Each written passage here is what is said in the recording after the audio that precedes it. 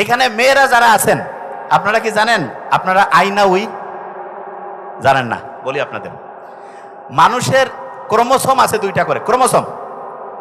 তা পুরুষের যেটা সেটা হচ্ছে এক্স ওয়াই। এক্স এক্স আর ওয়াই কি একরকম হইল না দুই রকম? মেয়েদের হচ্ছে এক্স এক্স, একরকম না আলাদা? শোনান একটা ঘটনা বলি। সারা পৃথিবীতে যতগুলো বংশগত রোগ আছে, এক দুইটা বাদে যতগুলো বংশগত রোগ আছে, পুরুষের বেশি পুরুষের বেশি পুরুষের বেশি। এটা কি ভালো খবর? কি কারণে দেখেন, পুরুষের যদি একটা এক্স ক্রোমোজোমে ডিস্টার্ব হয়, ধরা যাক এটা হচ্ছে এক্স ক্রোমোজোম, এটা হচ্ছে ওয়াই, এটা যদি ডিস্টার্ব হয়, এই ওয়াই তো একে চিনে না, একে হেল্প করে না, এই শেষ। আর মেয়েদের হচ্ছে দুইটাই এক্স ক্রোমোজোম, এইটা যদি ডিস্টার্ব হয়, এ এসে তাকে হেল্প করে। এই হেল্প করার কারণে সারা দুনিয়ায় বংশগতিক যত রোগ আছে মেয়েদের কম, মেয়েদের আয়ু বেশি, রোগ প্রতিরোধ ক্ষমতা বেশি। এই যে করোনা হয়েছে সারা পৃথিবীতে, মেয়েরা বেশি বাঁচছে নাকি ছেলেরা বেশি বাঁচছে? কারা বেশি দিন বাঁচছে? মেয়েরা। মরছে কারা বেশি? তাহলে বাঁচার ক্ষেত্রে প্রকৃতিতে মেয়ের দাম বেশি না ছেলের দাম বেশি? মেয়ের। আল্লাহ কত রহমত করছে, আল্লাহ জানে মানসি যে খারাপ, এর যদি উল্টা ক্রোমোসোম করে দিত, এমনি তো মেয়েদের অবস্থা খারাপ করে দিচ্ছে, মানুষ খারাপ করছে, কিন্তু আল্লাহ মেয়েদেরকে পুরস্কৃত করছে। আল্লাহ মানুষকে সবচেয়ে মেয়েদেরকে বেশি উপকার করছে। কি কারণে বলি? এই যে এক্স ক্রোমোসোম আছে না, এইটার একটা ক্যাপাসিটি আছে, আমি একটু সহজ করে বলি। ধরেন এইটা হচ্ছে একটা হার্ড ডিস্ক, এইটার ক্যাপাসিটি হচ্ছে 1000 গিগাবাইট। আর এইটা হচ্ছে ছেলেদের হচ্ছে ওয়াই ক্রোমোসোম, এইটার হচ্ছে 500 গিগাবাইট। কোনটা বেশি ভালো? আপনাকে যদি আমি বলি সেম দাম, একটা আছে 1000 গিগাবাইট, একটা 500, কোনটা নিবেন? কোনটা কোনটা? মোহাম্মদ সাল্লাল্লাহু আলাইহি ওয়াসাল্লাম যে বলছে যে মেয়ে একজন দুইজন তিনজন, দুই তিনজন মেয়েরকে যে মানে হচ্ছে ঠিকভাবে মানুষ করবে, সৎ পাত্রস্থ করবে, সে আর আমি মোহাম্মদ সাল্লাল্লাহু আলাইহি ওয়াসাল্লাম পাশাপাশি একই সাথে হচ্ছে জান্নাতে থাকবো। মেয়েদেরকে আল্লাহর নবী কত পছন্দ করছে। এবং ফাতেমা রাদিয়াল্লাহু তাআলা আনহার কথা যে বলছে, কোন ছেলের নাম কয়জন আমরা জানি? ছেলের নাম জানি? ওইরকম ছেলে মোহাম্মদ সাল্লাল্লাহু আলাইহি ওয়াসাল্লামের ছেলেও ছিলেন, কিন্তু পরিণত বয়সে যাওয়ার আগে মারা গেছেন। কোরআনে আল্লাহ বলছে যে মোহাম্মদ তুমি কোনো যুবকের বাবা নও, মানে তোমার কোনো ছেলে তারুণ্যে যুবক অবস্থায় পৌঁছার আগেই তারা মারা যাবে, এবং সেটাই ঘটছে। কোরআনের কথা আল্লাহ নিজে বলে দিয়েছে এবং সেটাই হয়েছে। তা মেয়েরা যেটা আছে, মেয়েদের মেন্টালিটি কি হেল্পিং মেন্টালিটি? দেখেন এখান থেকে একটা জিনিস বুঝতে পারবেন, মেয়েদের মেন্টালিটি কি হেল্পিং নাকি হচ্ছে শুধু স্বার্থপর? কোনটা? অনেকে একটু কনফিউশন যে আমরা করতেছি কি, আমাদের জিনের মধ্যে কি আর আমরা করতেছি কি। দেখেন আমি একটা জিনিস বলি, ধরেন যে আগামীকালকে ম্যাচ হবে, আপনাকে বলছে যে ভাই ম্যাচটা যদি কোনোভাবে জিততে পারো পুরস্কার আছে, তা আপনি সবচেয়ে পাওয়ারফুল প্লেয়ারটা টার্গেট করবেন না দুর্বলটাক? কারণ পাওয়ারফুলকে যদি কোনোভাবে আউট করে দেওয়া যায় জিতে যাবেন। ছেলে এবং মেয়ে, সত্যিকার অর্থে বলছি, মেয়েরা পাওয়ারফুল কারা? কি কারণে সেটা বলতেছে। পাওয়ারফুল কি কারণে, কোন জায়গায় পাওয়ারফুল সেটা বলতেছি। তাহলে শয়তান কি মেঘ ধরবে বেশি না ছেলে? কাক ধরবে? পাওয়ারফুল তো মেয়ে, তাহলে কাকে ধরবে? মেয়েকে। এই জন্য দেখবেন মেয়েদের শয়তান যে বেশি ধরে, এই জন্য মেয়েরা দেখবেন যে খুচর মোচর বেশি। বাসা বাড়িগুলোয় যে মেয়ে মা শাশুড়ি ত্রিমুখী সংকট। এবং আমি নিজে চিন্তা করছি যে কি কারণ, পরে বুঝলাম যে শয়তান আসি ধরছে এদেরকে। এখন শয়তান তো ছেলেদের ধরে কুলাইতে পারতেছে না, মেয়েদের ধরে যদি এদেরকে দিয়ে ফাইটিং লাগাই দেওয়া যায়, ধরা যাক যে পাশে একটা বোমা পড়ছে, তার প্রভাব তো এখানেও পড়বে, ঠিক না? মেয়েদেরকে ধরে গোটা ফ্যামিলির মধ্যে গ্যাঞ্জাম লাগাই দেয়। আমি আপনাদের সত্যি কথা বলি, আমার ছোট ভাই বলছে, ও আলহামদুলিল্লাহ খুব ভালো কথা বলছে। আমি আপনাদের একটা জিনিস বলি, আপনারা সবসময় মাথায় রাখবেন, মেয়েরা, এই যে ভাই, মেয়েরা হচ্ছে মা হবেন না আপনারা, তার আগে তো হচ্ছে নিজে মেয়ে ছিলেন, তারপরে বউ হবেন। আমি একটা জিনিস বলি, একটা ফর্মুলা, এই যে লাস্ট বেঞ্চ, একটা ফর্মুলা দিছি, একদম নাম্বার 1 হবেন, সেটাকে আমি বলি। আমি আমার ছোট বোনকে দিছি, এবং সে তার যে শ্বশুর বাড়িতে তার মানে ওটা কি বলবো, আমার ছোট বোনের যে শ্বশুর, উনি যখন পৃথিবী থেকে বিদায় নেন তালই, উনি কিন্তু ওনার পৃথিবী থেকে যাওয়ার আগে ওনাকে সার্টিফিকেট দিয়ে গেছে যে এরকম বৌমা পাই নাই, এবং আমাকে বসায় বলছে, আমি সত্যি কথা বলছি। ওর যে হাজব্যান্ড, সে আমাকে বলতেছে আপনার বোন এত ভালো। আমি কিন্তু নিজের বোনের প্রশংসা করছি না, সত্যিটা বলছি। আমি জানি আমার বোন অতটা ভালো না, অন্তত আমার সাথে না, সে ভাইয়ের সাথে খুচর মোচর, আমি জানি, এটা আন্তরিকতা। তা ও কয় যে সারা দুনিয়ায় ভালো, ঠিক আছে, আমি এটা পছন্দ করি, আমি জানি ও সারা জীবন আমাকে ডিস্টার্ব দেয়, আমার ছোট বোন, তাই এটা আমি এনজয় করি, কোনো সমস্যা নেই। ও আমার খুব বড় ক্রিটিক্স, যে কোনো প্রশ্ন ও দেখে কয় ভাই তুই কথা একটু স্মার্ট করি কবি, তুই এইভাবে কোষ কেন রে। আসলে আমি যখন ইমোশনাল হয়ে যাই তখন দেখা যায় আমার রংপুরের নীলফামারী ডোমারের যে লোকাল ল্যাঙ্গুয়েজ ওটা অটোমেটিক চলে আসে এবং ন্যাচারাল। আমি যেটা সত্যি, আমি বাসা থেকে শুরু করে আমার ফ্যামিলি, আব্বা আম্মা ভাই বোন, আমার ওয়াইফ বাচ্চা সবার ক্ষেত্রে, আমার অফিস স্টাফ যারা সবাই জানে, মানে যেটা আমি বলতেছি একদম রিয়েল।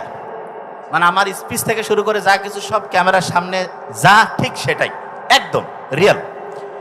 এই যে লাস্ট বেঞ্চ যে জিনিসটা বলতেছিলাম, তা আপনারা মেয়ে হিসাবে খুব অসাধারণ হবেন। একটা জিনিস খেয়াল রাখবেন, আপনি যখন বিয়ে হওয়ার পরে অবশ্যই এই জিনিসটা মাথায় রাখবেন, আপনার হাজবেন্ডের যে মা বাবা এবং ভাই বোন তাদের সাথে সুসম্পর্ক রাখবেন। এইটা আপনার জন্য গেম চেঞ্জিং হবে। আমি আপনাকে বললাম, আপনার প্রথমে মনে হইতে পারে এটা লস, এটা ইনভেস্টমেন্ট, সত্যি কথা, এবং এটা আপনার জন্য লাইফ চেঞ্জিং হবে। যে জায়গায় আমি বলছি এটা অবশ্যই করবেন, পরিবারগুলো অসাধারণ হবে। যে জায়গায় বলছিলাম মেয়েরা কেন পাওয়ারফুল, আপনি কি জানেন আপনার যে সন্তানের বৈশিষ্ট্য এর 90% মেয়েদের কাছ থেকে আসে। কত পার্সেন্ট? ছেলেরা কিন্তু অনেকে জানে না, এখন 90% মেয়েদের আসে। তার মানে সন্তানটা ভালো হইলেও বৈশিষ্ট্যটা প্রধানত কার কাছ থেকে আসছে? তাহলে আমাদের যে বৈশিষ্ট্য এটা প্রধানত কি আমার আব্বার জন্য না মায়ের জন্য? এই জন্য রত্নগর্ভা মা। হ্যাঁ, আব্বার অত কিন্তু রত্নগর্ভা মানে যদি হবেই না, মানে আমি জাস্ট বোঝার জন্য বলছি, ওরকম নাই, ঠিক না? রত্নগর্ভা মা আছে কেন? কারণ আসলে সাইন্টিফিক্যালি দেখা গিয়েছে মেয়ে একটা সন্তানের 90% হচ্ছে মা। এবং নেপোলিয়নের ওই কথা জানেন তো আপনারা, যে শিক্ষিত মা দাও শিক্ষিত জাতি দিব, কয় নাই কিন্তু শিক্ষিত আব্বা দাও শিক্ষিত জাতি দিব। তার মানে মায়ের গুরুত্ব অন্যরকম। এখন দেখেন যে জায়গা থেকে আসছিলাম, ওই যে শয়তান বলতেছে আমি মাটির সেজদা করব। এখন মাটির বৈশিষ্ট্য শুনলে আপনি অবাক হবেন। সারা পৃথিবীতে যতগুলো রিসাইক্লিং মেশিন আছে তার মধ্যে নাম্বার 1 মেশিন হচ্ছে মাটি। কি নাম? যে ভাই আপনি কি করছেন? মাটি রিসাইক্লিং মেশিন? হ্যাঁ, আল্লাহ বলছে আমি তোমাকে মাটি থেকে তৈরি করছি। দেখেন এখন সাইন্টিফিক্যালি প্রমাণ পাবেন, মাটিতেই তোমাকে মিশিয়ে দেবো, তারপরে তোমাকে মাটি থেকেই পুনরুজ্জীবিত করব। অনেকে কইতে পারে মাটিতে মিশাবে, মাটিতে পুনরুজ্জীবিত করবে, কিভাবে সম্ভব? আচ্ছা, আপনারা ডায়মন্ড, সিমেন্ট, হীরা, গোল্ড, পেট্রোলিয়াম, প্লাটিনাম শুনলে অবাক হয়ে যাবেন। আমরা মরে গেলাম, মাটিতে আমাদেরকে মিশায় ফেললো। আল্লাহ দেখেন কি টেকনোলজি করছেন, কোনো বিজ্ঞানী কোনো সায়েন্টিস্টের মাথার মধ্যে আসে না, খালি ওরা বের করছে যে হ্যাঁ কথা ঠিক। যে কাউকে যদি আপনি বিজ্ঞানীদের জিজ্ঞেস করেন যে আচ্ছা এই যে স্বর্ণের টুকরা, তারপরে হচ্ছে যে ডায়মন্ড, প্লাটিনাম, এগুলো কোথা থেকে আসলো? বলবে যে লক্ষ লক্ষ কোটি কোটি বছর আগে। শুনেন ওদের কথা, জীবদেহ পড়ছিল এইখানে, তারপরে বিভিন্ন বিক্রিয়া হয়েছে, নাইট্রোজেন ছিল, ব্যাকটেরিয়া ছিল, এগুলোর মধ্যে পরিবর্তন হইতে হইতে লক্ষ লক্ষ কোটি কোটি বছর পরে চাপ তাপ এইটার মাধ্যমে মৃতদেহ থেকে স্বর্ণের টুকরা, ডায়মন্ডের টুকরা, প্লাটিনামের টুকরা এগুলো তৈরি হয়েছে। বিজ্ঞানীরা বলতেছে না? তাইলে রিসাইক্লিং মেশিন মানে কি? মনে করেন আমি এই পানির টুকরাটা দিলাম, এটা থেকে একটা খাতা বের হইতে পারে, বিজ্ঞানীরা এরকম আসছে। কিন্তু আল্লাহ কি করছে? মৃতদেহ সেইখান থেকে গোল্ড, ডায়মন্ড, প্লাটিনাম এগুলো বের করতেছে। তাহলে কোন রিসাইক্লিং মেশিনটা ভালো? দুনিয়ার এই যে 10 কোটি 50 কোটি টাকা রিসাইক্লিং মেশিন, না মাটি যেটা আছে সেটা? কোনটা? মাটি। আচ্ছা এবার দেখেন তো একটা জিনিস, আপনি সারা দুনিয়ার সবচেয়ে শ্রেষ্ঠ ফিল্টার মেশিন কোথায় আছে জানেন? কোথায়? কিডনি। সারা দুনিয়ার সবচেয়ে শ্রেষ্ঠ ফিল্টার মেশিন কিডনি। কোনো তেল দিয়ে চলে না, কিছু না। পানি খাবেন, অপ্রয়োজনীয় জিনিস শরীরে থাকবে না, প্রয়োজনীয় জিনিসকে ধরে রাখবে। 1 নাম্বার ফিল্টার মেশিন। এবং দেখেন কোনো পিওরিট হ্যান ত্যানে কাম হবে না, দুইটা সেট করে রাখছে আল্লাহ। কোনো কারণে একটা ডিস্টার্ব হইলেও বাকিটা 90% পর্যন্ত ডিস্টার্ব না হওয়া পর্যন্ত আপনি টেরে পাবেন না। তার মানে আল্লাহ সব ডাবল, যেখানে যেটা দরকার দুইটা দিছে, একটা দিলেই হইতো, কিন্তু রিজার্ভ করে দিয়েছে যাতে করে আল্লাহ শুকরিয়া আদায় করতে পারি আমরা। ফুসফুস আল্লাহ দুইটা দিছে কেন? হ্যাঁ, ওইটা দুইটাই কাজ করছে। একটা হইলে হার্ট কিন্তু একটা দিয়েছে, দেখেন হার্ট একটা, ফুসফুস দুইটা, কিডনি দুইটা। এবং বিজ্ঞানীরা দেখছে যেই রকম হইলে সবচেয়ে ভালো হইতো ঠিক সেইভাবে আল্লাহ দিয়েছেন, ঠিক সেইভাবে। দেখেন আল্লাহ ওই যে মাটি, ওই যে শয়তান কইছে না যে আমি মাটি সেজদা করবো, আল্লাহ কাছে দেখ মাটি থেকে দুনিয়ার সবচেয়ে সেরা জিনিসগুলো বানাই দিব, যা কি করবি? আছে? আগুন থেকে কি সেরা এরকম জিনিস হয়েছে? কি থেকে হয়েছে? মাটি থেকে হয়েছে। এখন মানুষ কিভাবে চললে ভালো থাকবে আর শয়তান কি করবে আল্লাহ কিন্তু এটা জানে, আল্লাহ সব জানে। এই জন্য আল্লাহ করছে কি, বলছে যে দেখো তুমি এই কাজগুলো করবা, এই কাজগুলো করবা না। আর শয়তান দেখেন, আল্লাহ যে কাজগুলো করতে বলছে শয়তান ঠিক তার উল্টা কাজগুলো করছে। কিরকম দেখেন, আল্লাহ বলছে, দেখেন আপনি একটু চিন্তা করেন, আল্লাহ বলছে তুমি অন্যকে সহযোগিতা করো। শয়তান এসে কি করছে, অন্য ভালো হইলে লাভ কি আমার, অন্য যে কাজে ডিস্টার্ব দাও, তাই না? আমরা বুঝেন নাই, অন্যের কাজে শয়তান কি সহযোগিতা করতে উৎসাহিত করে নাকি ডিস্টার্ব দেয়? ডিস্টার্ব। আচ্ছা, এবার আপনি চিন্তা করেন তো, যতগুলো ভালো কাজ দিয়েছে আল্লাহ, আমি আপনাকে দেখাচ্ছি এক এক করে, সবগুলোতে আল্লাহ আমাদের শক্তিটা বাড়ানোর জন্য দিয়েছে। আর যতগুলো খারাপ সেগুলো হচ্ছে শক্তি কমানোর জন্য। কিরকম সেটা বলি। আপনি কি জানেন আমাদের ব্রেইনের মধ্যে একটা ব্রেক আছে? কি আছে বলেন? ব্রেক। এই ব্রেকটা যদি ঠিক থাকে আপনার ব্রেইন ঠিকভাবে ঠিক থাকবে। ব্রেইনটা হচ্ছে একটা গাড়ির মতো। একটা গাড়ি আপনাকে দিলাম, আগে ছোটবেলায় বাংলা সিনেমায় দেখতাম যে একজনকে মারার চেষ্টা করতেছে, কয় ব্রেকটা হচ্ছে কোনোভাবে ডিসকানেক্ট করে দাও। গাড়ি চালাইতে চালাইতে এক জায়গায় লাগাই দিল, মা বাপ কেউ মরে গেল, তারপরে ছেলে অনাথ হয়ে গেল, হয়েছে না? তাই এখন ওই ব্রেইনের যে ব্রেক, সেই ব্রেকটা নষ্ট হয়ে যাওয়ার কারণে আপনি দেখবেন ছোট্ট বাচ্চা সারাদিন কার্টুন দেখতেছে, এবং সে যদি কোনো একটা জিনিস চায় তা চাইতেই আছে, কোনো একটা জিনিসের জেদ ধরলে ধরতেইছে।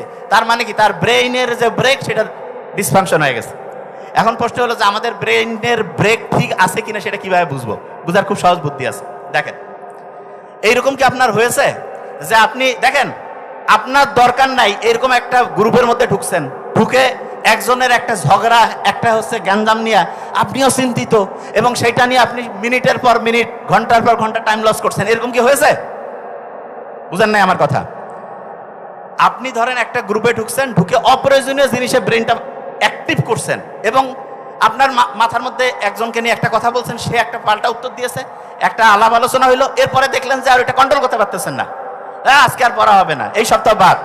এইটা যদি হয় বুঝবেন যে আপনার ব্রেইনের যে ব্রেক সেটা ধ্বংস হয়েছে। ব্রেইনের ব্রেক কোনটা এটা বোধহয় অনেকে বুঝতেছেন না। ভাই ব্রেকের নামটা কি? ব্রেইনের ব্রেক হচ্ছে প্রিফ্রন্টাল কর্টেক্স। কি নাম?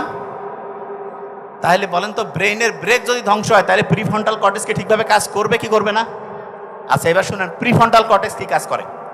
আপনি যে পড়াটা পড়েন এটা প্রথম জমা হয় প্রিফ্রন্টাল কর্টেক্সে। কোথায় জমা হয়?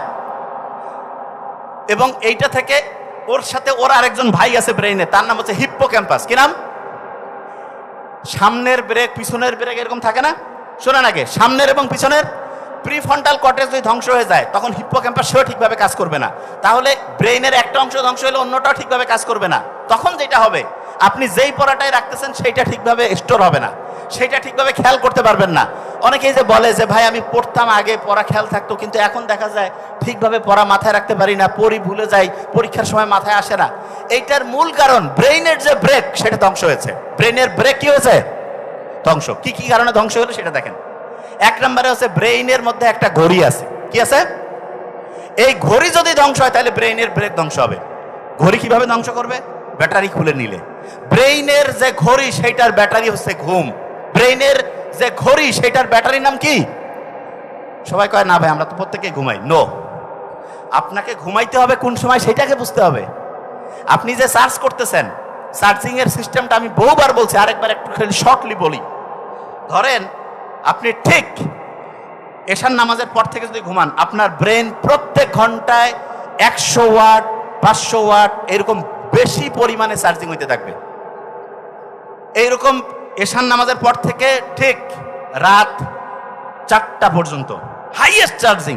ওই সময় রোড ট্রাফিক মুক্ত, যাই দিবেন ব্রেন খালি একদম আস্তে আস্তে আস্তে সব ব্রেন অ্যাবজর্ব করবে। ওই সময় যদি আপনি ঠিকভাবে ঘুমান, আপনার ব্রেইনের যে ব্যাটারি সেটার চার্জিং কি ভালো হবে না খারাপ? ভালো।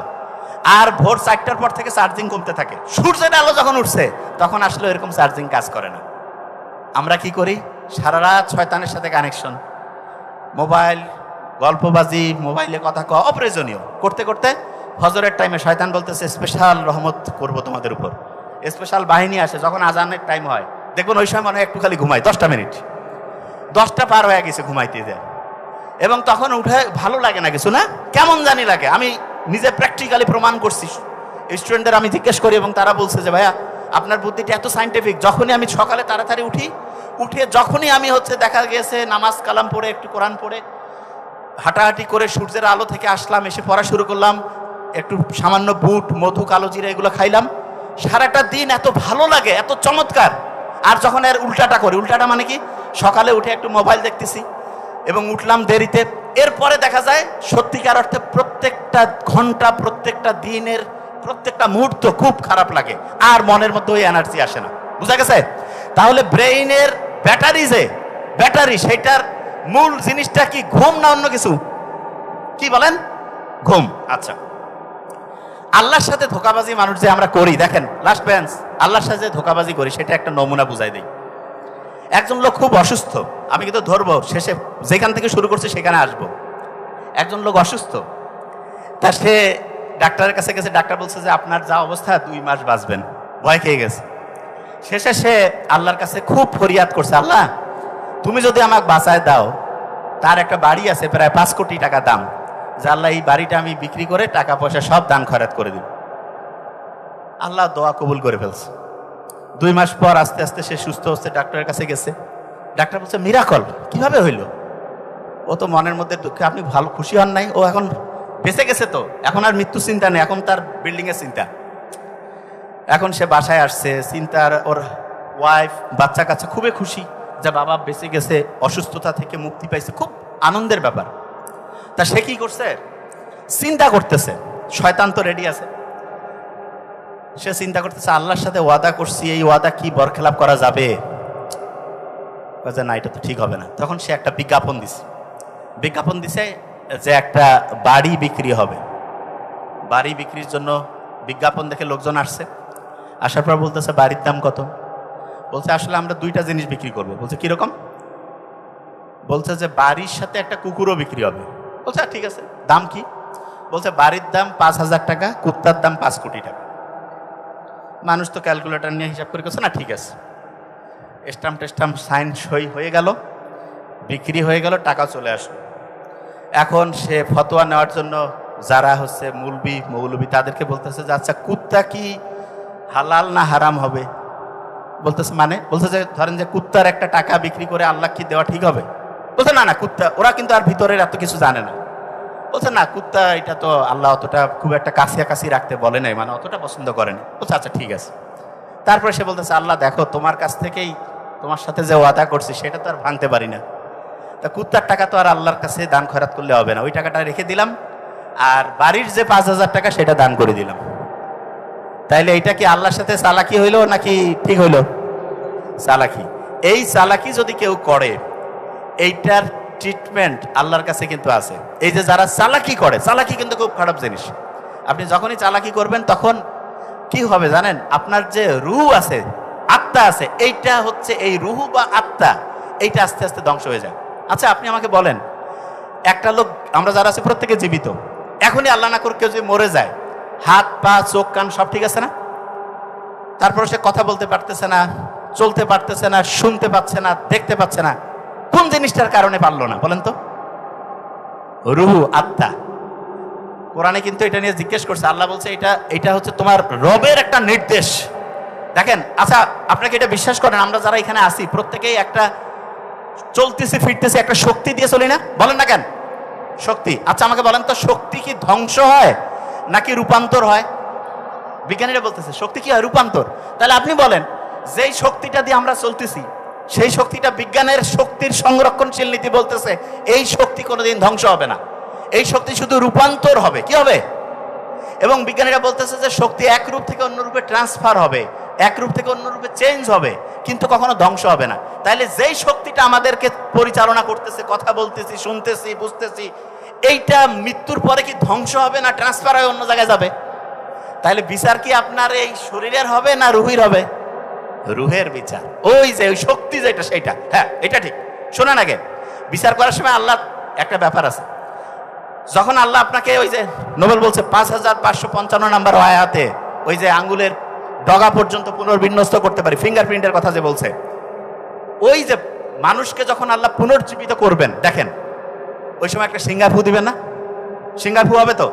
একটা জিনিস আপনাকে বলি, জিনিসটা একটু চিন্তা করেন তো, যা আপনার একটা জায়গায় মনে করেন সবাই ঘুমায় গেছে, ক্যাডেট কলেজ কিংবা হচ্ছে যে মানারাত বিশ্ববিদ্যালয়, ঠিক ফজরের টাইমে যদি জোরে একটা ফু দেওয়া যায়, এত জোরে শব্দ শক্তি, ঘুম থেকে সবাই টের পাবে না? এবং যে ফেরেশতা এইরকম ফু মারবে, যে প্রচন্ড শব্দ তৈরি হবে, এই শব্দের শক্তিতে দেখা যাবে আল্লাহ সবগুলো যে রূহ ছিল তারা যেই অবস্থায় থাক সেই অবস্থা থেকে জাগ্রত হয়ে কিন্তু ঠিক বিচারের রাস্তার একদম প্রত্যেকেই দৌড়াইতে থাকবে, ছুটতে থাকবে। তো অনেকের মাথায় প্রশ্ন হইতে পারে, শব্দের কি এত শক্তি আছে? দেখেন, যে জায়গা থেকে আসছিলাম একটু বলি।